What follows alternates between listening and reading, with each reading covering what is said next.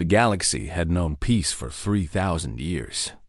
12 different alien species lived together under the Galactic Concordat, a council that settled disputes and prevented wars. But now, that peace was breaking apart. Humanity and the Volanthi Empire stood at the edge of destruction. Their fleets faced each other across the border, weapons ready, waiting for the first shot. The Volanthi were proud beings. They stood 8 to 9 feet tall with silver skin that glowed softly in the dark. They had 4 arms and eyes that shone like stars. They believed they were the most perfect species in the universe. Every other race, in their eyes, was lesser. And humans? Humans were barely worth noticing. Small, weak creatures with only 2 arms and dull skin that did not shine. Empress Zilara the Radiant ruled the Volanthi Empire. She controlled 40 star systems and commanded the largest fleet in the galaxy. She was beautiful in a cold, dangerous way. Her silver hair flowed like liquid metal, and her 4 arms moved with perfect grace. When she spoke, planets listened. When she was angry, stars trembled. The Concordat proposed a solution to prevent war. A marriage. A political union between the Volanthi Empire and humanity. Empress Zilara would take a human husband. The idea disgusted her, but she was wise enough to know that war would cost her empire dearly. So she agreed, expecting nothing from this arrangement except peace. Earth's United Council had to choose someone to send. They did not pick a prince or a wealthy businessman. They did not pick a famous general or a brilliant scientist. They picked Ethan Cole. Ethan was 32 years old. He had grown up poor in a small town and joined the Marines at 18. He served for 10 years, fighting in conflicts on distant worlds, earning medals he never talked about. After leaving the military, he became a diplomat, but not the fancy kind who attended parties. He was sent to the rough places, the dangerous colonies where different species struggled to live together. He spent 6 years learning alien languages, customs, and ways of thinking. He earned respect not through words, but through actions. He was not handsome in the traditional sense. He had a plain face with serious eyes and a jaw that looked like it had been carved from stone. He rarely smiled, but when he did, it changed his whole appearance. He was not tall by human standards, just 6 feet, which made him short compared to the Volanthi. He had no family connections, no wealth, no famous name, but he had something else, something the council recognized. He had the ability to stay calm when everything around him was falling apart. He could read people, understand what they really wanted, and find solutions that nobody else could see. And most importantly, he never gave up. Ever. Ethan arrived on Kelthus Prime, the Volanthi throne world, on a small diplomatic shuttle. No grand fleet escorted him. No fanfare announced his arrival. He stepped off his ship wearing simple formal clothes and carrying a single bag. The Volanthi officials who met him did not hide their disgust. They looked at him like someone might look at an insect that had crawled into their food. They led him through the streets of the capital city without speaking to him. The buildings around them were made of living crystal that grew and changed shape. Everything was beautiful and cold. The imperial palace rose from the center of the city like a frozen flame. Its spires reached toward the sky, and its walls pulsed with soft light. Ethan walked through halls that made him feel tiny, past statues of ancient Volanthi heroes who had conquered worlds and defeated monsters. The throne room was vast. Thousands of Volanthi nobles filled the galleries, all watching as the human walked toward their empress. They whispered and laughed behind their hands. Some did not bother to hide their amusement. Empress Zilara sat on a throne carved from a single piece of living crystal.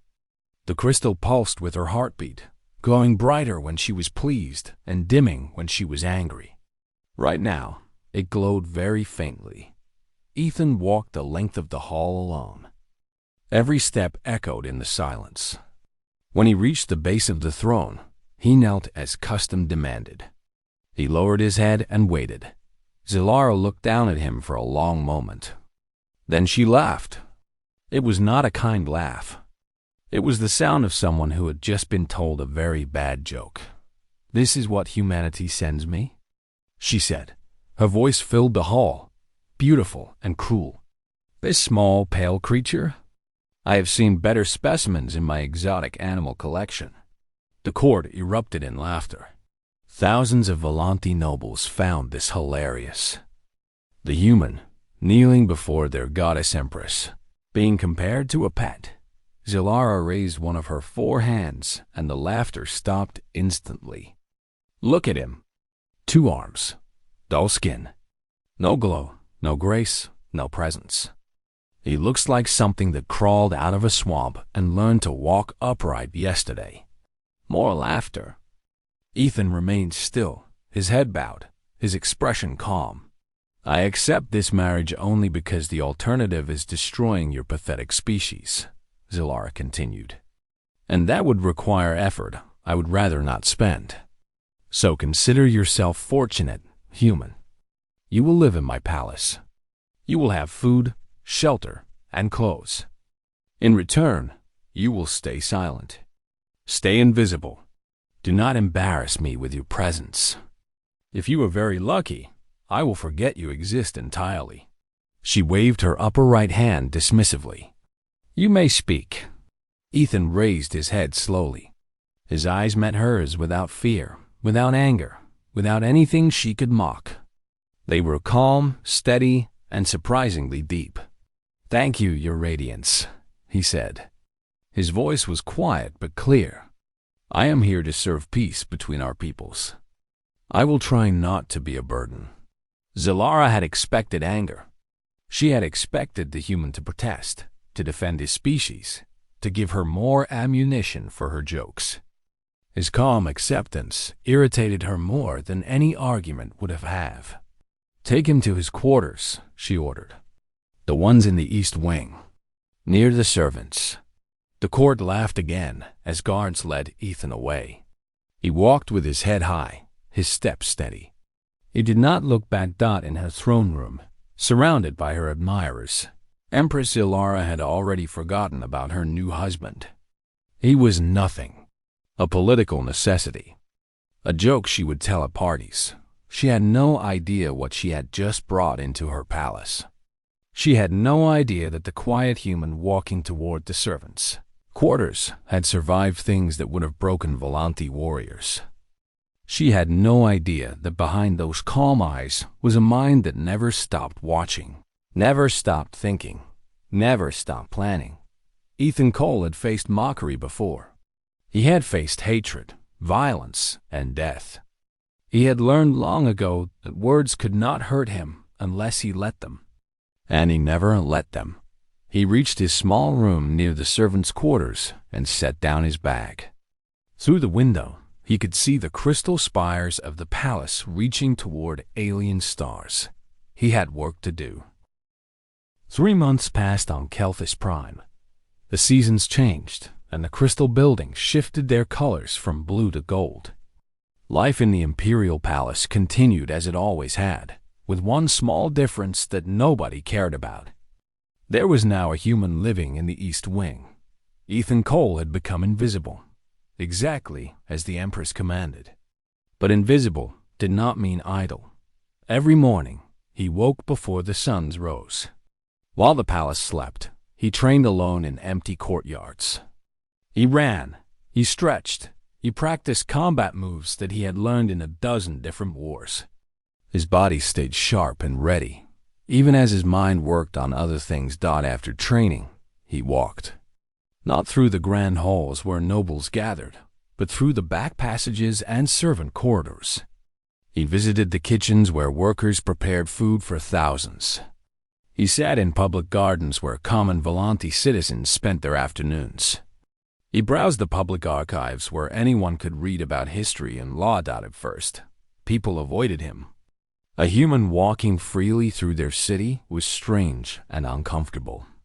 But Ethan was patient. He learned their language properly, not just the formal speech taught to diplomats, but the slang and jokes that regular people used. He helped a kitchen worker carry heavy supplies.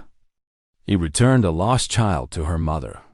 He asked old veterans about their service and listened to their stories with genuine interest.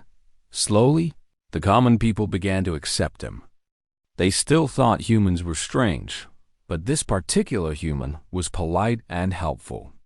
He did not act superior like the nobles did. He treated servants and workers with respect. The nobles, meanwhile, continued to ignore him completely.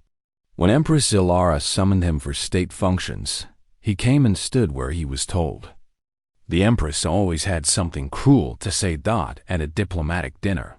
She announced, "My human husband will attempt to eat with proper utensils tonight.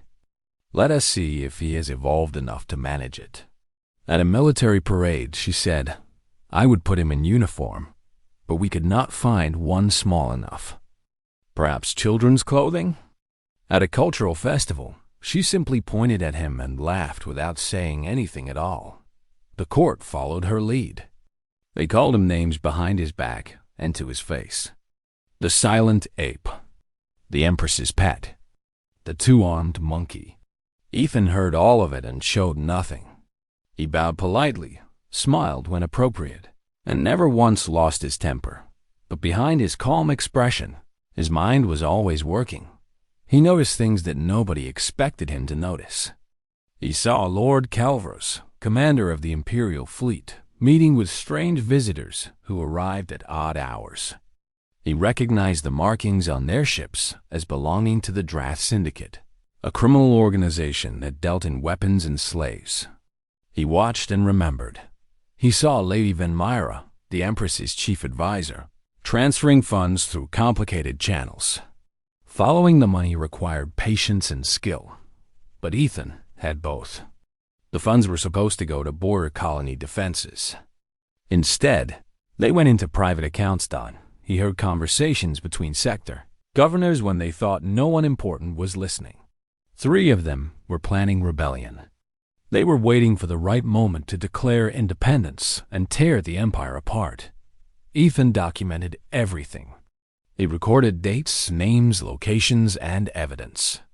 He stored the information carefully, backing it up in multiple places. He did not know when he would need it, but he knew that day would come. He did not do this for Earth or for humanity. He did this because corruption and treason would eventually lead to war, and war would destroy the peace he had come to protect. He did this because the common people, the ones who had accepted him, would suffer most when things fell apart. The Festival of Eternal Light came at the end of the 3rd month. It was the holiest celebration in Volanthi culture, a 3-day event honoring their gods and ancestors. The entire empire paused to celebrate. Even criminals and enemies observed a traditional truce. The Empress hosted a grand feast in the palace's largest hall. 10,000 guests attended. Crystal chandeliers floated overhead, and music filled the air. The finest food from 40 worlds covered the tables. Ethan sat at the far end of the imperial table, as far from the Empress as possible. No one spoke to him. No one looked at him. He was decoration, nothing more. He was watching the servers move through the crowd when he noticed something wrong. 12 of them moved differently from the others. Their steps were too precise, too controlled.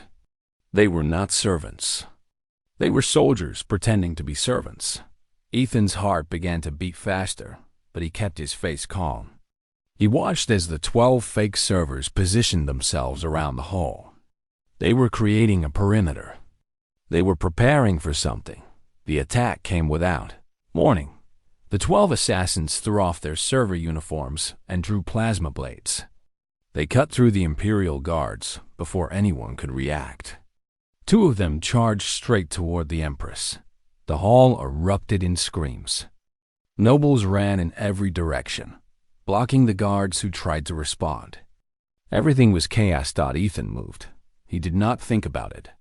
His body simply acted, drawing on years of training and combat experience. He crossed 20 feet in less than 2 seconds, moving faster than anyone expected a human could move. The first assassin reached the Empress and raised his blade. Ethan caught the attacker's wrist, twisted it hard, and sent the weapon flying. The second assassin tried to strike from the other side.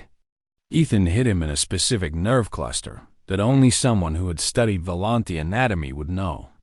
The assassin collapsed instantly. 2 more attackers came at him. Ethan took a blade across his arm, but kept fighting. He used moves designed for fighting opponents with 4 arms, techniques he had learned during his years in the outer colonies. In 11 seconds, he had killed 4 assassins and disabled 3 others. The remaining 5 saw what was happening and fled into the chaos. The hall slowly grew quiet. Guards finally reached the Empress and surrounded her with their bodies. But the danger had already passed. Empress Ilara stared at her human husband. He stood over the bodies of the assassins, plasma burn smoking on his formal robes, blood dripping from a wound on his arm. He was breathing hard, but his eyes were calm and alert, scanning for any remaining threats. The entire court stared with him. This was not the silent pet they had mocked for 3 months. This was something else entirely. "You're bleeding," Zilara finally said. Her voice sounded strange, uncertain. Ethan looked down at his arm. "I've had worse, Your Radiance." "Why?" The Empress stepped forward, pushing past her guards. "Why did you protect me? I have given you nothing but insults and cruelty. Why risk your life for me?" Ethan met her glowing eyes. His expression was tired but honest. "Because I swore to serve peace between our peoples. If you die, there will be war. Millions will suffer.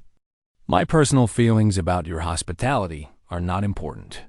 He bowed slightly, grimacing at the pain in his arm.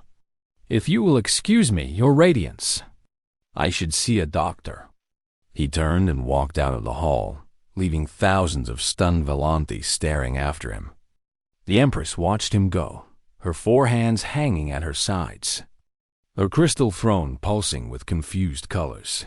For the first time since meeting her human husband, Empress Ilara had nothing clever to say.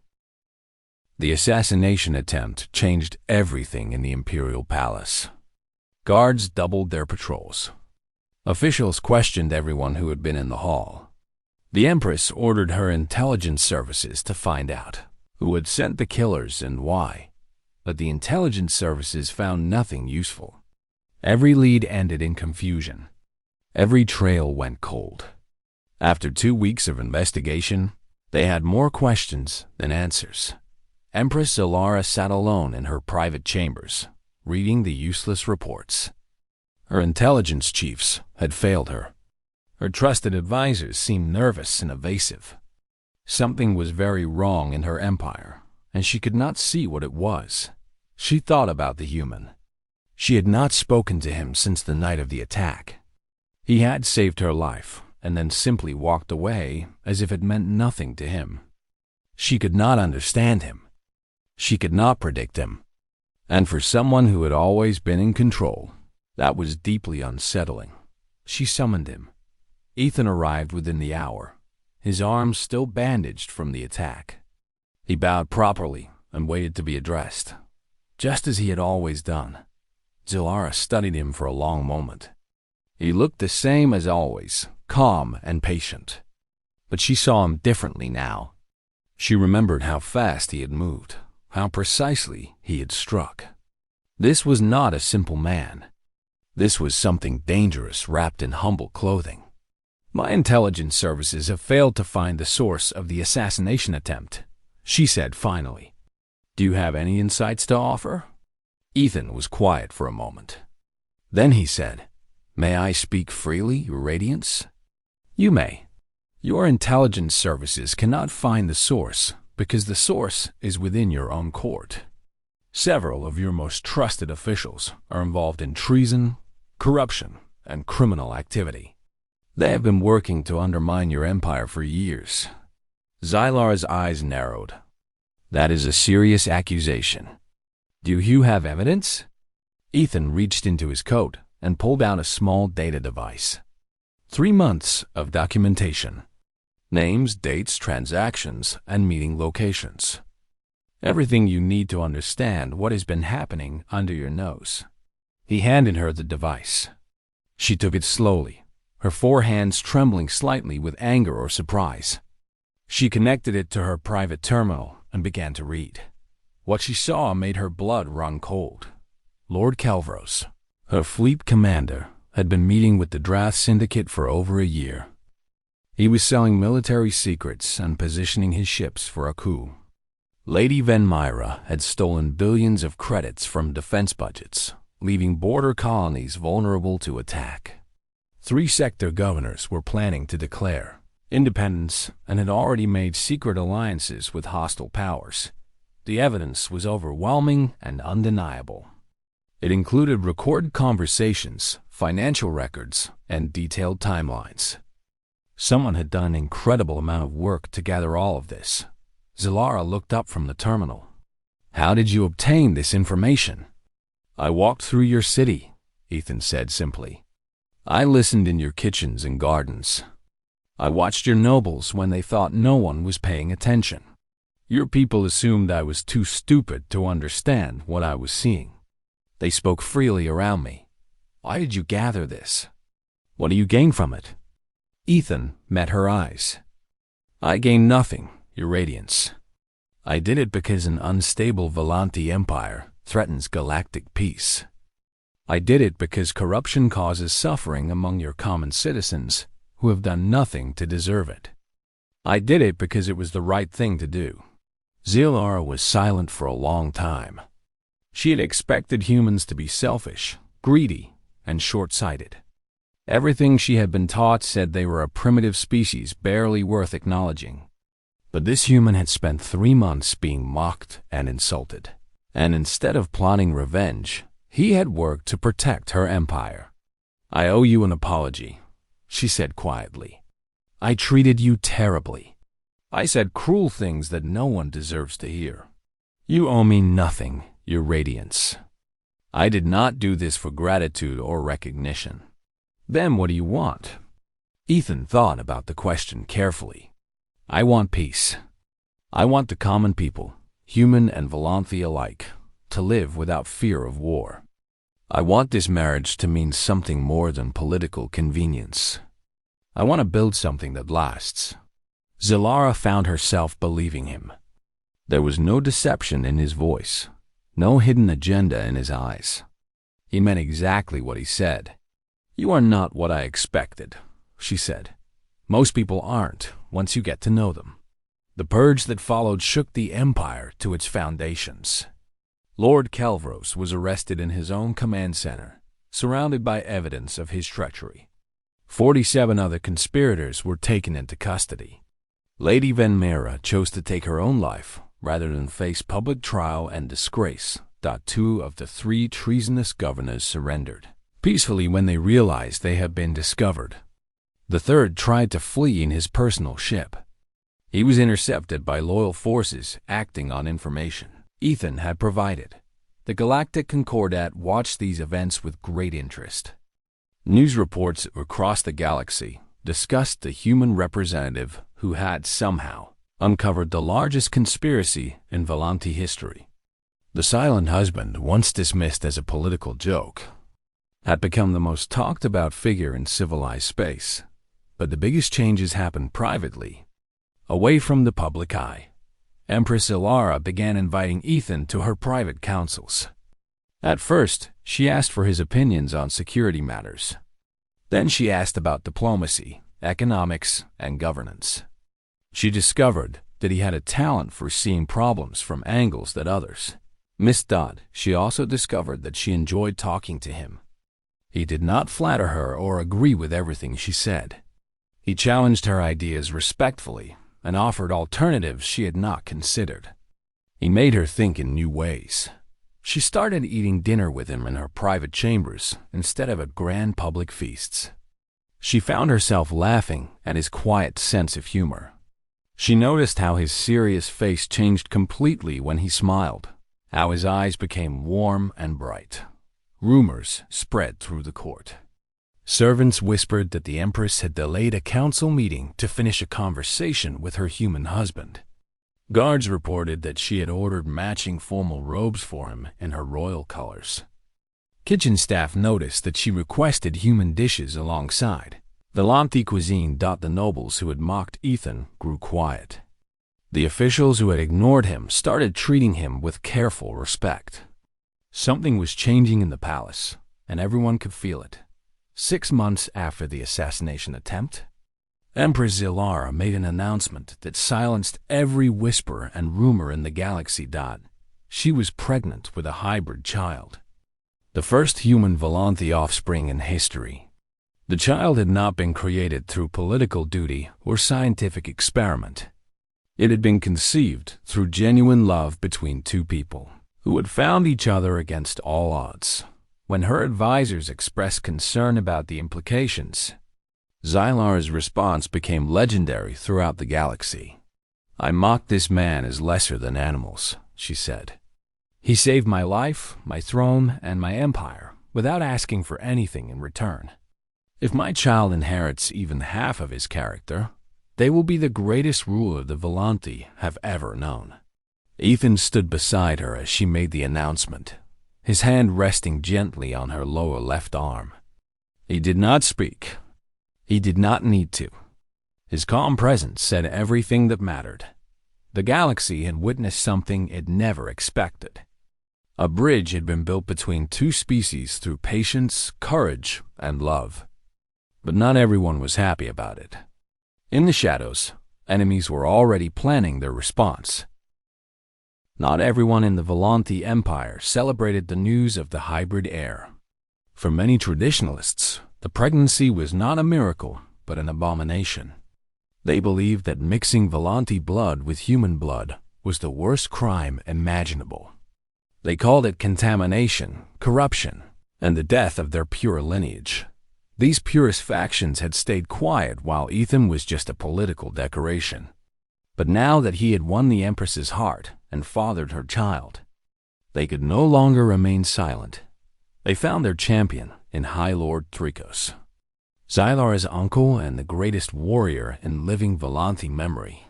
Thrikos was a legend. He had commanded the Imperial fleet for 60 years before his retirement. He had personally conquered 8 star systems and fought in over 1,000 single combats, never losing once. He stood 9 feet tall, taller than most Volanthi, and his 4 arms were thick with muscle that could bend steel bars. His silver skin was covered with scars from battles that would have killed ordinary soldiers. He was also old-fashioned and proud. He believed that the Volanthi were destined to rule the galaxy alone, without mixing with lesser species. The idea of a half-human sitting on the throne one day made him sick with anger. Thrikos invoked an ancient law, called the Right of Purity. This law allowed any noble to challenge an unworthy consort to ritual combat. The law was old, rarely used, but still valid. No one could stop it, not even the Empress. If Ethan refused the challenge, the marriage would be dissolved, and the unborn child would be declared illegitimate, stripped of all rights to the throne. If Ethan accepted and lost, he would die, and the same result would follow. The only way to protect his wife and child was to fight and win against a warrior who had never been defeated in over 1,000 battles. The announcement of the challenge spread across the galaxy within hours. Every news network carried the story. 1 trillion beings made plans to watch the broadcast. Gambling houses took bets, with odds overwhelmingly against the human surviving. Empress Zilara was furious. Ancient tradition forbade her from interfering, but she raged against the situation in private. She begged Ethan to find another way, some legal trick or diplomatic solution. Ethan held her gently with his 2 arms, while her 4 arms wrapped around him. "There is no other way," he said quietly. "If I refuse or run, our child loses everything. I have to face him." "He will kill you," Zilara whispered. He is the greatest warrior our people have ever produced. He has never lost. There is a first time for everything. The fight was scheduled for the day of the summer solstice, 1 month away. Ethan used every moment to prepare. He studied recordings of every battle Thrikos had ever fought. He analyzed the old warrior's techniques, memorized his patterns, and identified his habits.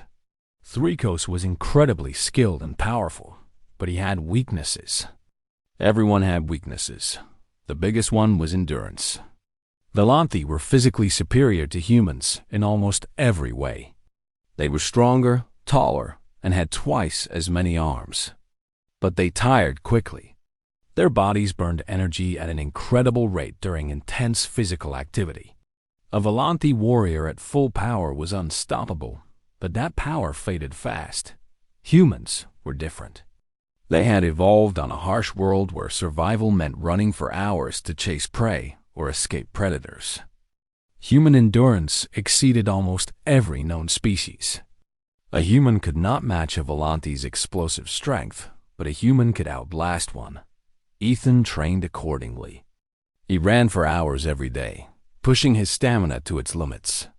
He practiced defensive techniques, focusing on evasion and survival rather than attack. He studied Velanthi physiology, learning where the nerve clusters and weak points were hidden. The day of the challenge arrived. 3 million Velanthi filled the grand arena of Kelthus Prime. 1 trillion more watched on screens across the galaxy. It was the most viewed event in recorded history. Ethan walked onto the arena floor wearing simple combat clothes. He carried no weapon except a standard military knife. The crowd laughed at the sight of him, small and plain against the massive arena. Then Thrikos entered. The old warrior was terrifying. His huge body was covered in ceremonial armor that gleamed in the light.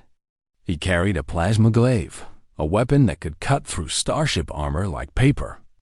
When he roared, the sound echoed through the entire city. "Human," Thrikos bellowed, his voice filling the arena. "You have one chance. Withdraw your claim on the Empress. Accept exile from this empire. Keep your worthless life." Ethan looked up at the massive warrior. His face was calm, his voice steady. "I will not abandon my wife or my child. If you want to end this marriage, you will have to kill me." Thrikos smiled cruelly. "So be it." The fight began. Thrikos attacked with overwhelming force. His plasma glaive moved so fast it left trails of light in the air. Each swing could have cut Ethan in half. Each thrust could have pierced his heart. But Ethan was not there. He moved constantly, never standing in one place, never letting Thrikos pin him down. He ducked and dodged and rolled, always just out of reach. The blade passed inches from his body again and again, but never touched him. The crowd jeered.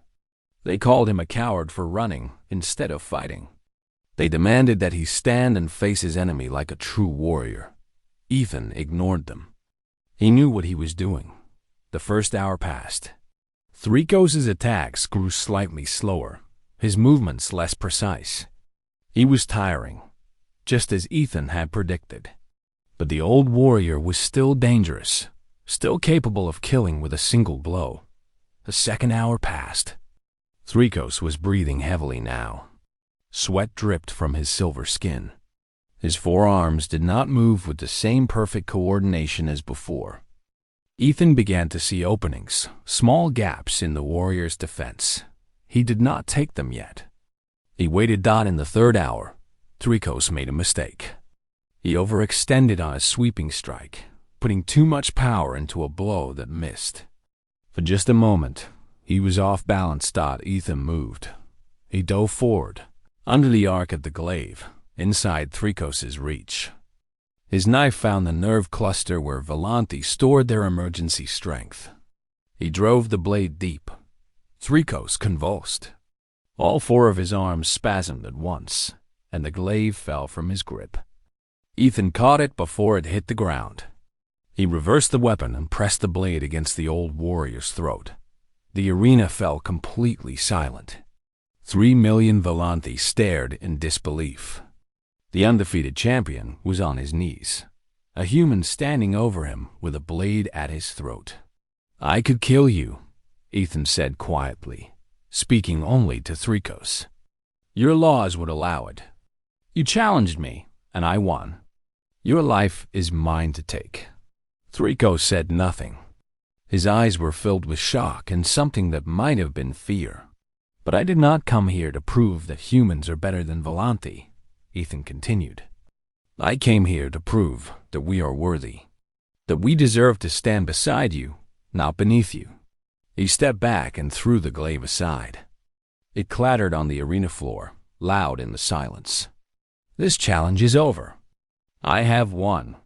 Your life is your own, High Lord. Use it wisely." Thrikos remained on his knees for a long moment. Then, slowly and painfully, he rose to his feet. He looked at the human who had defeated him and shown him mercy when none was required. Then the greatest warrior in Volanthi, history did something that no one in the arena expected. He knelt again. This time, he knelt in respect. "I withdraw my challenge," Thrikos announced, his voice carrying across the silent arena. "This human is worthy. He's more worthy than I." The crowd erupted, not in anger or protest, but in thunderous applause. They had watched a legend fall and rise again with honor. They had watched an outsider prove himself through courage and mercy. Ethan Cole, the human they had called a pet and an ape, had become something else entirely. He had become a legend of his own. 2 years had passed since the challenge in the Grand Arena. The galaxy had changed in ways that no one had predicted. Old enemies became cautious allies. Trade routes opened between systems that had never spoken before. The Galactic Concordat, which had nearly collapsed during the tension between humanity and the Volanthi, grew stronger than it had been in centuries. But the biggest change came in a small room in the Imperial Palace. On a quiet morning when the 2 suns of Kelthus Prime rose golden over the crystal spires, Princess Lyra Cole was born. She was small by Volanthi standards, but large for a human baby. Her skin was a soft silver gray, not as bright as her mother's, but far more luminous than her father's. She had 4 arms like the Volanthi, but her hands were shaped more like human hands, with 5 fingers instead of 6. Her eyes glowed with a gentle light that shifted colors when she was happy or sad. She was the first of her kind, a bridge between 2 species in living form. Scientists across the galaxy studied her development with fascination. Politicians debated what her existence meant for the future of interspecies relations. Philosophers wrote long papers about the implications of hybrid children. But to Ethan and Zalara, she was simply their daughter, a tiny person who cried when she was hungry and smiled when she saw their faces. A miracle wrapped in silver skin and human stubbornness. The naming ceremony drew viewers from every corner of the galaxy. 12 species watched as the human father and the Volanthi Empress presented their child to the universe. They stood together on the balcony of the Imperial Palace, the same balcony where Zalara had once announced Ethan as her political burden. "We name her Lyra," Zalara announced, her voice carrying across the crowd below and through broadcasts to 1,000,000,000 screens. A name from human mythology, meaning music and harmony, because she is the song that will unite our peoples. The crowd cheered. Fireworks painted the sky in colors that had never existed on this world before. Human and Volanthi technologies combined to create something new. Later that night, after the celebrations had ended and the guests had departed, Ethan stood on a private balcony holding his daughter. The 2 suns had set and strange constellations filled the alien sky. Zalara joined him, wrapping 2 of her arms around his waist, while the other 2 reached out to gently touch their sleeping child. "I have been thinking about what you said when we first met," Ethan said quietly. "That I was barely evolved beyond climbing trees." Zalara winced at the memory. "I was cruel and wrong.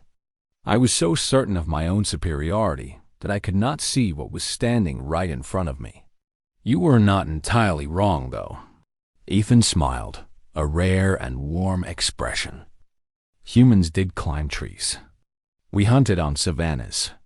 We survived ice ages and predators and our own worst instincts. Every hardship made us stronger. Every challenge taught us to adapt, to endure, to never give up. He looked down at Lyra, who stirred slightly in her sleep. That is what humanity really is. Not our technology or our weapons. Just stubbornness. The absolute refusal to believe that anything is impossible. Zilora rested her head against his shoulder. Her silver hair caught the starlight and glowed softly. When the Concordat first proposed this marriage, my advisors told me it was a waste of time. A meaningless gesture to prevent a war we would probably win anyway. And now? Now I think it might be the most important alliance in galactic history. She paused, choosing her words carefully. Not because of politics or military power. Because it proved that walls can become bridges when someone is willing to stand in the gap. Ethan thought about everything that had led to this moment. The mockery and insults he had endured. The assassination he had stopped. The conspiracies he had uncovered. The duel he had won against impossible odds. All of it had been necessary to reach this night, standing under alien stars with his family. I used to think that peace was about treaties and agreements, he said. Official documents signed by important people. But I was wrong. Peace is about understanding. It is about seeing the person across from you as someone with hopes and fears and dreams, not as an enemy to be defeated. You taught me that, Zilara said softly. I spent my whole life believing that strength meant power, that ruling meant controlling.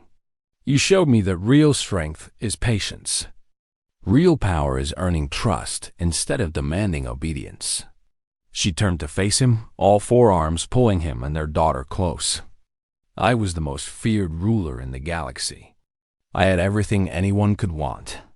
But I was alone. I did not know I was alone until you showed me what it felt like to not be alone anymore.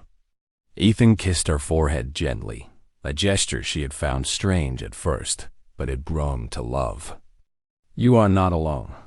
You never will be again. In the weeks that followed, changes spread through the Volanti Empire and beyond. New laws gave alien residents more rights and protections. Educational programs taught young Volanti about other species, not as inferiors but as different kinds of beings with their own strengths. High Lord Thrikos, the warrior who had challenged Ethan and lost, became an unexpected advocate for change. He spoke at military academies about honor and mercy, telling young soldiers that true strength was knowing when not to fight. His respect for Ethan had transformed his thinking completely. Other species in the Concordat watched and learned. If the proud Volanti could accept a human among them, perhaps old prejudices could be overcome elsewhere too. Trade agreements expanded. Cultural exchanges increased. The galaxy began to feel more like a community and less like a collection of isolated empires. Princess Lyra grew quickly, as hybrid children sometimes do. By her first birthday, she could already speak simple words in both human English and Volanti language. She loved music, responding to songs with happy movements of all four arms. She had her mother's quick intelligence and her father's patient determination. Scientists determined that she would likely have abilities beyond either parent species. Her ears could hear sounds that no Volanti could detect. Her body was stronger than any human her age. Her mind processed information with remarkable speed. She was not just a combination of two species. She was something new entirely. On the anniversary of Ethan's arrival on Kelphis Prime, the Empress held a private dinner for close friends and allies. It was a small gathering compared to the grand events of the past, but it felt more meaningful. After the meal, Zilara raised a glass of starlight wine, a delicacy that glowed softly with captured light from the system's suns. 3 years ago, I thought I knew everything about the universe. I thought I understood power and strength and wisdom. I thought humans were primitive creatures barely worth my attention. She looked at Ethan, her glowing eyes warm with love. I was wrong about all of it. This man taught me that true power is not domination but partnership. True strength is not conquering enemies but earning friends. True wisdom is admitting when you do not know something and being willing to learn. Ethan stood and took her lower left hand in his. I came to this world expecting to be tolerated at best and hated at worst. I found something I never expected. I found a home. I found a family. I found a purpose greater than myself. He raised his own glass. To the future we are building together. Not Volanti or human, but something new. Something better than either of us could be alone. The guests raised their glasses. Among them were officials who had once mocked Ethan, warriors who had doubted him, and diplomats who had expected him to fail. All of them had changed their minds. All of them had witnessed something remarkable. Later that night, Ethan stood alone by a window, watching the crystal city glow beneath the stars. Zilara found him there, carrying their sleeping daughter. "What are you thinking about?" she asked. "The day I arrived here," Ethan said, walking through that throne room while everyone laughed, being called an ape and a pet. I remember thinking that it did not matter what they said. That words only hurt if you let them. Was that true? Ethan was quiet for a moment. "No," he admitted. "It hurt. Every insult, every joke, every dismissive look. It all hurt. But I had made a choice. I chose to keep going, to keep trying, to believe that things could get better. And they did." Zilar moved to stand beside him. "Is that the human secret? Just refusing to stop?" "Maybe." Ethan smiled and put his arm around her. "Or maybe the secret is that there are no secrets.